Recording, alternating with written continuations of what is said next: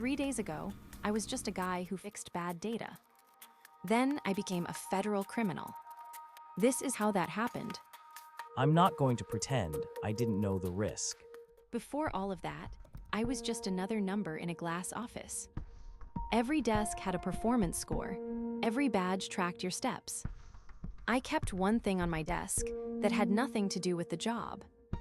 My mom's old work badge. From the warehouse, they shut down.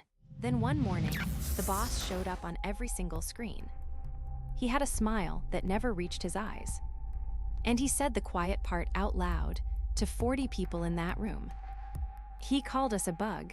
After work, I found Dree at the corner truck. I told him what Voss said. Last bug they need to patch. Bro, you work there. You are the bug. I almost smiled. Almost. Yeah, I know. Late every night, I ran scripts I built myself. They fed bad data into Axiom's AI on purpose. The machine learned wrong, slowly, and I used the AI to do it. I used the thing I was fighting to fight it. I know how that sounds. There was a forum, we called it Static.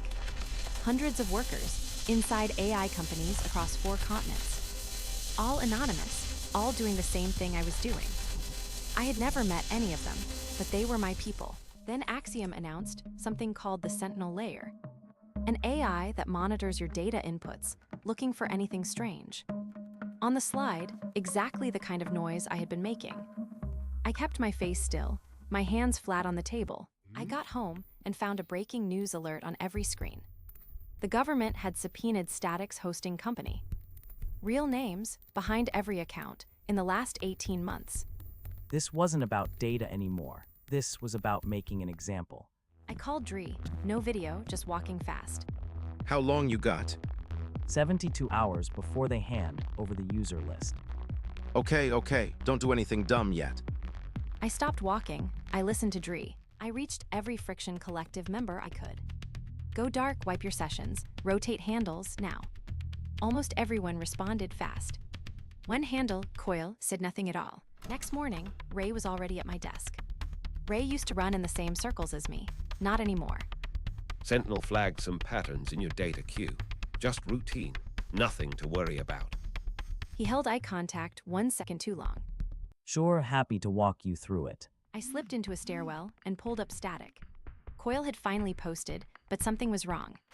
Asking who else is in the network, how we communicate. The machine doesn't always come for you directly. Sometimes it sends someone you used to know. I went to see Sylvia, my old mentor, now a compliance attorney. She met me in a parking structure. She listened without moving. The trail you left is already talking. I was hoping she'd say I was being paranoid. She didn't. I sat in my car, pulled up the scripts I built. They had metadata, timestamps, my fingerprints baked in. Axiom's system could read them like a signature. I wrote my own arrest warrant. I laughed once, short and bitter, then I got to work. I stopped hiding, I started building. A dead man's switch. If I go dark, everything releases. The scripts, Axiom's buried safety audits, Ray's memos, all of it. My mom didn't get a warning. I'm going to make sure everyone else does. Ray came to my apartment, casual, almost apologetic. They already have enough.